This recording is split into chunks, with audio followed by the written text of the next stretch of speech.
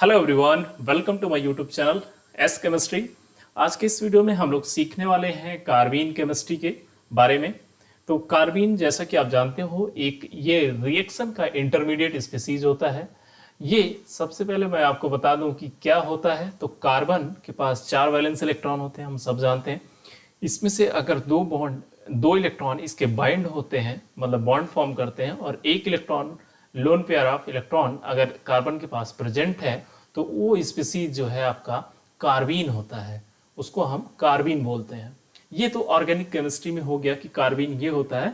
Inorganic chemistry में भी यही कार्बीन होता है, बट ये जब मेटल के साथ बाइंड करता है तो इसकी प्रॉपर्टी कंप्लीटली चेंज हो जाती है। मतलब यहाँ पर तो ये देखिए इलेक्ट्रॉन डिफिशियंट स्पीसीज की तरह काम करता है, ठीक है, लेकिन वहां पर ये एज अ न्यूक्लियोफाइल भी काम कर सकता है। अभी हम उसको आगे डिस्कस करेंगे, ठीक है।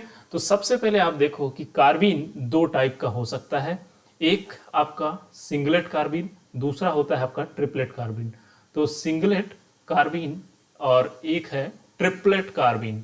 देखिए भाई, सिंगलेट कार्बीन का मतलब है इसका मल्टीप्लिसिटी 1 होगा।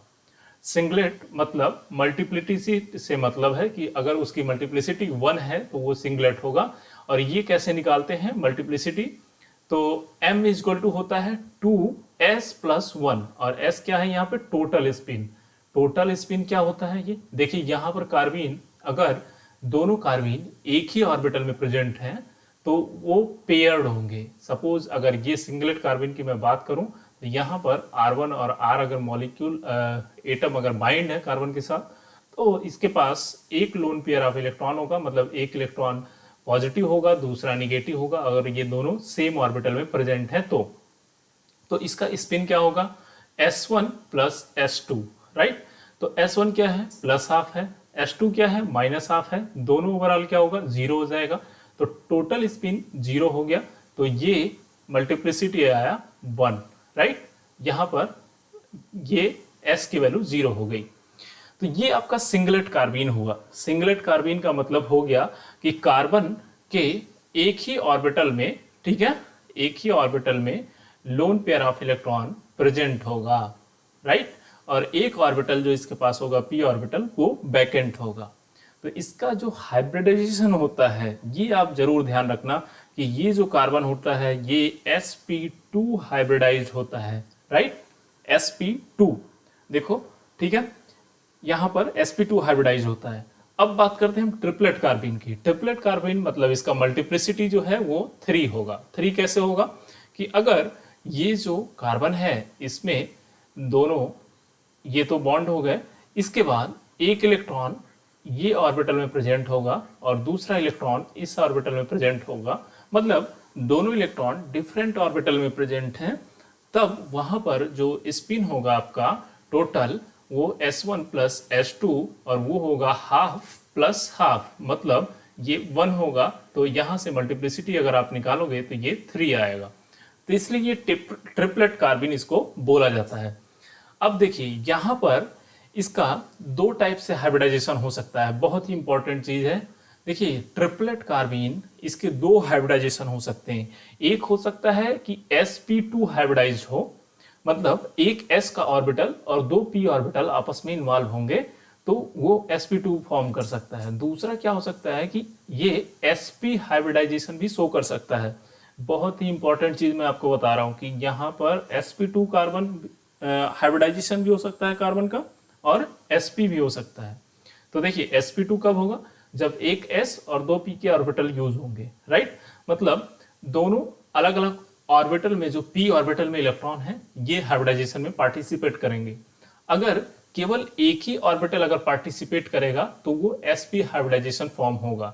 मतलब कि ये ना तो ये वाला ऑर्बिटल हाइब्रिडाइजेशन में पार्टिसिपेट किया है, ना तो ये किया है। सिर्फ ये और ये हाइब्रिडाइजेशन में पार्टिसिपेट किए हैं।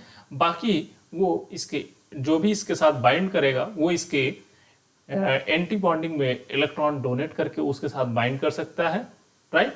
या तो इसके p ऑर्बिटल से वो पार्शियली ओवरलैप हो सकता है, मतलब ये डोनेट कर सकता है इलेक्ट्रॉन, और या तो ये डोनेट करके बॉन्ड कर सकता है। मतलब लेटरल ओवरलैपिंग के द्वारा यहां पर बॉन्ड का फॉर्मेशन होगा जब sp हाइब्रिडाइजेशन होगा तब, राइट। अब चलिए देखते हैं हम इनऑर्गेनिक में जो कार्बीन होता है वो कैसे डिफरेंस है।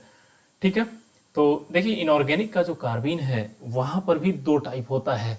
ध्यान से देखना, यहाँ पर भी दो टाइप है। एक है आपका फीसर कार्बीन और दूसरा है सौर कार्बीन। देखिए फीसर, ये जो इसके नाम पे पड़ा है, ये एक फीसर साइंटिस्ट थे और इन्होंने ये कार्बीन का सबसे पहले जो है ऑब्जर्वेशन देखा था, मॉलिक्यूल को ढूंढा था कार्बीन को। और दूसरा है आपका जो दूसरे साइंटिस्ट हैं उनके नाम पे ही ये नाम पड़ा है, तो सौर कार्बीन। अब दोनों में डिफरेंस क्या है ये आपको समझना है, तो वन बाय वन करके हम समझते हैं। देखिए यहाँ पर फीसर कार्बीन में आपका जो मेटल होता है ये कार्बीन के साथ बाइंड करता है, तो कार्बीन आपका सिंपल R, और यहाँ पर जो ग्रुप होता है वो इलेक्ट्रॉन विड्रॉइंग ग्रुप होता है, मतलब OR होता है। यहाँ पर ऑक्सीजन मॉलिक्यूल जनरली प्रेजेंट रहता है और मेटल यहाँ पर लो ऑक्सीडेशन स्टेट में होता है। तो कार्बोनिल के यहाँ पे 5 मॉलिक्यूल, सपोज ये एक एग्जांपल ले रहा हूँ जो मतलब फीसर कार्बीन का एक बेस्ट एग्जांपल है। यहाँ पर मेटल की जगह पर क्रोमियम हो सकता है, मोलिब्डेनम हो सकता है या टंगस्टन हो सकता है। तो ये यहाँ पर मेटल प्रेजेंट होगा और लो ऑक्सीडेशन स्टेट में होगा। तो इसका एक इंपॉर्टेंट फीचर ये है कि ये लो ऑक्सीडेशन स्टेट में होता है, राइट, ये लो ऑक्सीडेशन स्टेट में होता है। और उसके बाद आप देखो ये जो स्पीसीज है ये बहुत इंपॉर्टेंट रोल प्ले करता है। ऑक्सीजन और R ग्रुप है यहाँ पर, इसके पास एक लोन पेयर ऑफ इलेक्ट्रॉन है। ये लोन पेयर ऑफ इलेक्ट्रॉन यहाँ पर इसको डोनेट कर सकता है और जैसे ये डबल बॉन्ड फॉर्म होगा ये इलेक्ट्रॉन इधर शिफ्ट कर जाएगा। दैट मीन्स कि ये CO5 और M नेगेटिव चार्ज और ये कार्बन R ग्रुप यहाँ पे आएगा और ये double bond oxygen plus charge होगा और यहाँ R ग्रुप होगा। तो ये आप देखो कि ये प्लस चार्ज न्यूट्रलाइज होगा, इसके यहाँ डबल बॉन्ड फिर से वापस इलेक्ट्रॉन लेगा, तो यहाँ पर एक पार्शियल पॉजिटिव चार्ज आएगा जबकि यहाँ पार्शियल नेगेटिव चार्ज होगा। दैट मीन्स कि जो कार्बन होगा ये न्यूक्लियोफाइल के लिए बहुत ही अच्छा होगा, कि कोई भी अगर न्यूक्लियोफाइल यहाँ पे आएगा तो बहुत ही इजीली अटैक कर सकता है, राइट, यहाँ पर। जबकि आप मेटल सेंटर को देखो तो मेटल सेंटर क्या है, इलेक्ट्रोनेगेटिव है, निगेटिव चार्ज है, राइट। तो ये जो है फेवरेबल होगा इलेक्ट्रोफाइल के लिए, राइट है कि नहीं। इलेक्ट्रोफाइल अगर आएगा तो बहुत ही इजीली इस पे अटैच होगा। तो दो चीजें आप देखो यहाँ पर, फीसर कार्बीन में मेटल जो है लो ऑक्सीडेशन स्टेट में होगा, कार्बन जो है ये इससे एक इलेक्ट्रॉन विड्रॉइंग ग्रुप बाइंड होगा, मतलब OR NR इस टाइप का ग्रुप बाइंड होगा जो कि इलेक्ट्रॉन को अपनी तरफ विड्रॉ करे -I इफेक्ट के थ्रू, बट रेजोनेंस इफेक्ट के थ्रू इलेक्ट्रॉन डोनेट भी करे, ठीक है। तो उस टाइप का ग्रुप यहाँ पर लगा होना चाहिए, राइट। तो ये हो गया आपका फीसर कार्बीन। अब देखिए सौर कार्बीन, इसमें क्या होता है कि मेटल होता है, यहाँ पर बेस्ट एग्जांपल टाइटेनियम का है तो मैं वही एक एग्जांपल लेके आपको समझा रहा हूँ। टाइटेनियम होता है, इसके साथ केवल जो है कार्बीन बाइंड होता है, सिंपल कार्बीन CH2, यहाँ पर कोई R ग्रुप नहीं होता है। और ये जो है हाई ऑक्सीडेशन स्टेट में होता है मेटल, तो इसके साथ कोई भी एल्काइल ग्रुप या साइक्लोपेंटाडाई इनाइल ग्रुप बाइंड होता है। तो सपोज यहाँ पर जो है ये CH3 ग्रुप और CP2 ग्रुप जो है यहाँ पे बाइंड है। तो अब मेटल जो है ये हाई ऑक्सीडेशन स्टेट में है, ठीक है, हाई ऑक्सीडेशन स्टेट है, राइट। और ये जो कार्बन है, अब देखो ये जो है हाई ऑक्सीडेशन स्टेट में होगा, मतलब मेटल जो है वो पॉजिटिव सेंटर होगा, राइट, क्योंकि मेटल जो है ये पॉजिटिव सेंटर होगा तभी तो हाई ऑक्सीडेशन स्टेट में होगा। तो ज्यादा से ज्यादा इलेक्ट्रॉन इसके पास प्रेजेंट है, मींस डोनेट करके ये पॉजिटिव चार्ज में गया है। तो अब देखो यहाँ पे पॉजिटिव है, दैट मीन्स कि ये इलेक्ट्रॉन इधर निगेटिव होगा। तो अब ये जो कार्बन है ये क्या है, ये आपका न्यूक्लियोफाइल की तरह लग रहा है, इलेक्ट्रॉन चार्ज का डेंसिटी ज्यादा है, इलेक्ट्रॉनिक चार्ज डेंसिटी, तो ये फेवरेबल होगा किसके लिए, इलेक्ट्रोफाइल के लिए। तो यहाँ पर इलेक्ट्रोफाइल आसानी से बाइंड करेगा, जबकि जो मेटल सेंटर है यहाँ पर न्यूक्लियोफाइल अटैक करेगा क्योंकि ये पॉजिटिव सेंटर है। तो ये बेसिक डिफरेंस है दोनों में कि फीसर कार्बीन में आपका जो मेटल है ये लो ऑक्सीडेशन स्टेट में है, जबकि सौर कार्बीन में ये हाई ऑक्सीडेशन स्टेट में है, ठीक है। तो बेसिक डिफरेंस दोनों में आप समझिए, यहाँ पर लो है यहाँ हाई है, और यहाँ पे जो मेटल के साथ बाइंड होगा कोई भी एल्काइल ग्रुप होगा जो कि मेटल को हाई ऑक्सीडेशन स्टेट में ले जाए, जबकि यहाँ पे लो ऑक्सीडेशन स्टेट वाला जो लिगेंड होगा वही बाइंड करेंगे, जैसे कार्बोनिल हो गया। ठीक है, तो अब देखते हैं हम कि इसका सिंथेसिस कर सकते हैं, मतलब फिशर कार्बिन कैसे बना सकते हैं, सौर कार्बिन कैसे बना सकते हैं, और उनके रिएक्शन में कैसे क्या डिफरेंस होता है ये अभी आपको बताते हैं। देखिए यहाँ पर फिशर कार्बिन का अगर सिंथेसिस आपको करना है तो इसमें सिंपल आपका जो मेटल होगा, जैसे कि मैंने बोला अभी लो ऑक्सीडेशन स्टेट में होगा तो MCO5 और यहाँ पर एक कार्बोनिल ग्रुप होगा, राइट। तो ये कार्बोनिल ग्रुप होगा और मेटल लो ऑक्सीडेशन स्टेट में है, दैट मीन्स कि मेटल जैसे यहाँ से कार्बन के थ्रू इसको इलेक्ट्रॉन डोनेट किया गया, फिर ये बैक डोनेशन होगा तो यहाँ डबल बॉन्ड टाइप का कैरेक्टर होता है। और ये जैसे ही इस पे कोई alkyl group, lithium alkyl group अगर अटैक करेगा, सपोज RLI है तो लिथियम क्या है, इलेक्ट्रॉन डोनेट करेगा, तो ये नेगेटिव चार्ज होगा, ये पॉजिटिव होगा। नेगेटिव चार्ज कहाँ पे आके अटैक करेगा, यहाँ कार्बोनिल पे करेगा, यहाँ से इलेक्ट्रॉन डेंसिटी इधर शिफ्ट करेगा मेटल की तरफ, तो CO5 M पर नेगेटिव चार्ज आएगा। यहाँ पे आप ध्यान दो, मेटल पे नेगेटिव चार्ज, और ये आपका डबल बॉन्ड है, राइट, ये आपका डबल बॉन्ड है और R ग्रुप यहाँ पे अटैच हुआ है। तो ये जैसे ही फिर मेटल का ये नेगेटिव चार्ज यहाँ आएगा वापस, ये O- इधर जाएगा और यहाँ पर लिथियम ग्रुप आके लग जाएगा, तो ये डबल बॉन्ड होगा और ये CO5 M double bond COLI और ये ग्रुप होगा आपका R। इसके बाद आप कोई भी यहाँ पर लिथियम को हटाना है, मतलब पॉजिटिव चार्ज को हटाना है, तो कोई एक ऐसा ग्रुप आप ले आओ, जैसे यहाँ पर ट्राईमेथाइल ऑक्साइड प्लस अगर ले आए और यहाँ पर BF4-, तो अब ये ग्रुप यहाँ पर जाकर के OMe एक यहाँ पर ये रिप्लेस हो जाएगा। तो ये सिंपल आपका जो है फिशर कार्बिन फॉर्म हो जाएगा मेटल के साथ डबल बॉन्ड, और ये आपका हो गया OMe और ये हो गया आपका R ग्रुप, राइट। तो ये नॉर्मल आपका जो है फिशर कार्बिन का सिंथेसिस है। तो देखिए यहाँ पर सिंपल आपको ये ग्रुप लाना बहुत जरूरी है, OMe। जब इलेक्ट्रॉन विड्रॉइंग ग्रुप ऑलरेडी यहाँ प्रेजेंट रहेगा जो उसके विड्रॉ कर सके, तो ये जो कार्बन है ये पॉजिटिवली चार्ज होगा और ये न्यूक्लियोफाइल के लिए ज़्यादा फेवरेबल होगा। अब सपोज यहाँ पर अगर कोई न्यूक्लियोफाइल आता है तो वो कैसे अटैक करेगा ये देखते हैं हम। तो अब मान लीजिए कि हमारे पास एक न्यूक्लियोफाइल है सिंपल RNH2, ठीक है। तो अगर मैं यहाँ पर RNH2 ग्रुप को अगर लेता हूँ तो ये कहाँ अटैक करेगा, न्यूक्लियोफाइल देखो सिंपल जाएगा यहाँ पे अटैक करेगा, मेटल का निगेटिव चार्ज इधर आएगा, राइट। तो ये अगर इधर जाएगा तो CO5M और ये निगेटिव चार्ज, ये कार्बन OMe यहाँ पर आया और ये R ग्रुप है, और इधर देखो आप NH और ये R है, और यहाँ पर एक H और आएगा और ये पॉजिटिव चार्ज होगा, फिर ये H यहाँ पॉजिटिव चार्ज को न्यूट्रलाइज कर देगा। उसके बाद ये जैसे ही यहाँ पर डबल बॉन्ड मेटल फॉर्म करेगा बैक डोनेशन के थ्रू, OMe ग्रुप यहाँ से रिमूव हो जाएगा। तो आपका जो फाइनल प्रोडक्ट होगा ये CO5M डबल बॉन्ड कार्बन के साथ, और ये ग्रुप आपका रिमूव हो गया RNHR। तो ये आपका देखिए न्यूक्लियोफिलिक सब्स्टिट्यूशन रिएक्शन एक तरीके से हुआ कि एक न्यूक्लियोफाइल जाकर के सब्स्टिट्यूट कर रहा है उसको। तो ये आपको इस तरीके से ध्यान रखना है कि कोई भी न्यूक्लियोफिलिक सब्स्टिट्यूशन रिएक्शन अगर फिशर कार्बिन के केस में हो रहा है तो ये इस टाइप से होगा, राइट।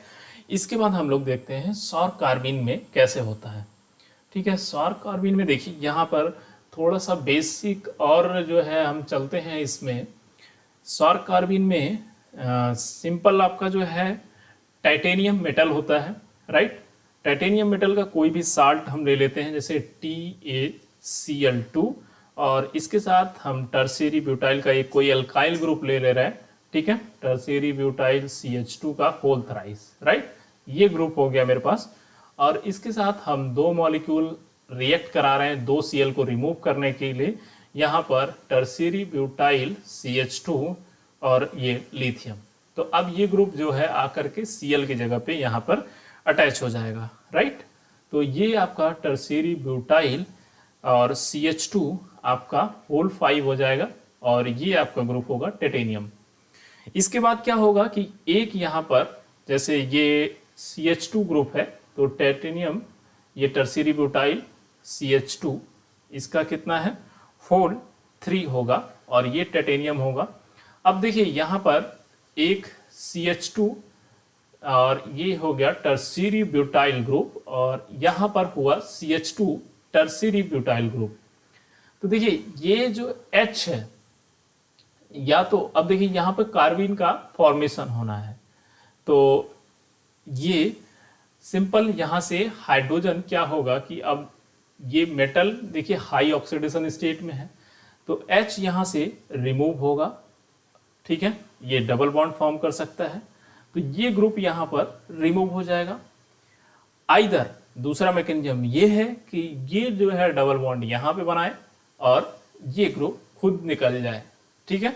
तो आप ये ध्यान रखना है कि हमको सिंपल ऐसा जो कार्बन बनाना है कि जिसके पास सिर्फ H प्रेजेंट हो, राइट, या फिर कोई एल्काइल ग्रुप प्रेजेंट हो, कोई भी इलेक्ट्रॉन डोनेटिंग या विड्रॉइंग ग्रुप प्रेजेंट नहीं होना चाहिए। तो tertiary butyl CH2 whole thrice, इसके बाद टाइटेनियम बाइंड किया और ये आया आपका एक तरफ CH और दूसरी तरफ टर्शियरी ब्यूटाइल ग्रुप लग गया तो ये आपका सौर कार्बन का फॉर्मेशन हो गया। अब कोई भी यहाँ पर देखिए मैंने बोला आपको कि मेटल जो है हाई ऑक्सीडेशन स्टेट में है और ये आपका कार्बन जो है लो ऑक्सीडेशन स्टेट में, दैट मीन्स कि ये पॉजिटिव चार्ज है, ये निगेटिव चार्ज है। कोई भी इलेक्ट्रोफिलिक सब्स्टिट्यूशन बहुत ईजिली हो सकता है। अब इलेक्ट्रोफाइल आएगा तो अटैक कहाँ पे होगा, इस कार्बन पे होगा तो यहाँ पे जुड़ जाएगा वो, ठीक है। तो इस तरीके से आप फिशर और सौर कार्बन का बहुत बेसिक डिफरेंस यहाँ से सीख सकते हैं। अब ओवरऑल जो कंक्लूजन है मैं वो आपको बताता हूँ मॉलिक्यूलर ऑर्बिटल डायग्राम के थ्रू, ठीक है, कि वो कैसे करना है। तो देखिए यहाँ पर आप सिंपल जो है एक तरफ आप फिशर कार्बन ले लो, दूसरी तरफ सौर कार्बन ले लो। तो फिशर कार्बन में हमने क्या देखा कि मेटल जो है बाइंड होता है आपका किसके साथ, बाइंड होता है कार्बन के साथ, तो ये ग्रुप बाइंड होता है और यहाँ पर एक मॉलिक्यूल एटम जुड़ा होता है Z और दूसरा जो होता है सपोज अगर ये बिलो द प्लेन है तो ये एबव द प्लेन होगा और एक यहाँ पर ऑर्बिटल वैकेंट होता है और ये आपका इस तरीके से ये d ऑर्बिटल है इसका, ठीक है। तो देखिए ये सिग्मा इलेक्ट्रॉन पहले इसमें है तो ये यहाँ पर इलेक्ट्रॉन जाएगा तो ये सिग्मा बॉन्ड फॉर्म करता है। उसके बाद यहाँ पे जो d ऑर्बिटल में इलेक्ट्रॉन है ये इसके वैकेंट p ऑर्बिटल में डोनेट करता है, ठीक है। तो ये यहाँ पर एक पाई बॉन्ड फॉर्म करता है तो एक तरफ ये सिग्मा होता है मेटल के साथ, ये यहाँ से सिग्मा बॉन्ड कार्बन का और ये यहाँ से पाई बॉन्ड फॉर्म करता है। क्लियर है? तो ये है आपका फिशर कार्बन, राइट। और ये जो होता है ये एक तरह के से आप देखो तो ये सिंगलेट कार्बन है। क्या है? सिंगलेट कार्बन है, राइट, क्योंकि दोनों इलेक्ट्रॉन क्या है एक ही ऑर्बिटल में प्रेजेंट है। क्लियर है? और ये जो कार्बन होता है ये स्टेबलाइज होता है कोई भी Z, ये यहाँ पर क्या है हेट्रो एटम, हेट्रो एटम से स्टेबलाइज होता है या कोई भी फिनाइल ग्रुप, ठीक है। और यहाँ पर कार्बन पे अटैक जो होता है हमेशा न्यूक्लियोफाइल का होता है। क्लियर है? समझ में आया? अच्छा, अब देखिए यहां पर हम चलते हैं सौर कार्बन, ये इसको ट्रिपलेट कार्बन भी बोलते हैं, ठीक है। अभी बताऊंगा क्यों। चलिए देखिए यहां पर मेटल है, कार्बन है, तो इसके पास क्या होगा कि एक इलेक्ट्रॉन है कार्बन के पास, राइट, और एक है मेटल के पास। तो मेटल के पास सपोज यहाँ पर ये इस टाइप से इलेक्ट्रॉन है और इसके पास भी इस टाइप से है, दोनों अपोजिट डायरेक्शन में है। तो ये हो गया और यहाँ पर इसके d ऑर्बिटल में भी इलेक्ट्रॉन है, एक इलेक्ट्रॉन यहाँ पर है और एक इलेक्ट्रॉन ये है, तो दोनों ही अपोजिट हैं। तो अब देखिए यहाँ पर सिंपल जो ग्रुप होता है वो X बाइंड करता है और यहाँ पर R जो ग्रुप है ये R होता है। तो कोई भी यहाँ पर हेट्रो एटम नहीं है, ये X, ठीक है, वहां पे जैसे था। तो एक इलेक्ट्रॉन कार्बन डोनेट कर रहा है, एक इलेक्ट्रॉन मेटल डोनेट कर रहा है, तो कोई भी ये शेयरिंग के द्वारा फॉर्मेशन हो रहा है। देखो केमिकल बॉन्ड फॉर्म कर रहा है, यहाँ पर एक इलेक्ट्रॉन ये, एक इलेक्ट्रॉन ये, ओवरलैपिंग हो गई तो ये बॉन्ड फॉर्म कर रहा है। ऐसे यहाँ पर भी बॉन्ड फॉर्म कर रहा है। तो मेटल और कार्बन के बीच में एक बॉन्ड, दो बॉन्ड फॉर्म कर रहा है। लेकिन यहां पर देखो आप, एक कोऑर्डिनेट टाइप का बॉन्ड फॉर्मेशन हो रहा है। कार्बन जो है पहले 2 इलेक्ट्रॉन डोनेट कर रहा है, जबकि यहां से 2 इलेक्ट्रॉन इसमें डोनेट किया जा रहा है। तो ये एक कोऑर्डिनेशन टाइप का बॉन्ड है। जबकि यहां पर क्या है कि ये सिंपल डबल बॉन्ड कैरेक्टर है, राइट। तो यहां पर एक सिग्मा, एक पाई, 2 बॉन्ड आपका फॉर्म हो रहा है। तो ये इसीलिए ट्रिपलेट कार्बीन है, क्योंकि दोनों इलेक्ट्रॉन अलग अलग ऑर्बिटल में हैं, राइट। तो ये हो गया आपका ट्रिपलेट कार्बीन। तो ये देखिए बहुत बेसिक डिफरेंस है ओवरऑल जो मैंने बताया कि इसका। अब यहां पर देखो कि मेटल और कार्बन का जो बॉन्ड है ये वीक है रिलेटिवली किसके, इसके मेटल और कार्बन के डबल बॉन्ड के कंपेयर में। ये यहां पर डायरेक्ट ओवरलैपिंग के द्वारा बॉन्ड बन रहा है, इसलिए ये ज्यादा स्ट्रांग है। यहां पर एक डोनेट कर रहा है सिग्मा बॉन्ड के थ्रू, मतलब कोऑर्डिनेट बॉन्ड के थ्रू, जबकि दूसरा डोनेट कर रहा है पाई बॉन्ड के थ्रू। तो ये रिलेटिवली वीक है, ठीक है। तो आई होप कि ये पूरा ओवरऑल जो कॉन्सेप्ट है आपको समझ में आया होगा। तो thank you so much for watching the video. अगर आप लोगों को वीडियो पसंद आए तो प्लीज़ इसको लाइक, शेयर एंड सब्सक्राइब जरूर करिएगा। Thank you so much. Have a nice day.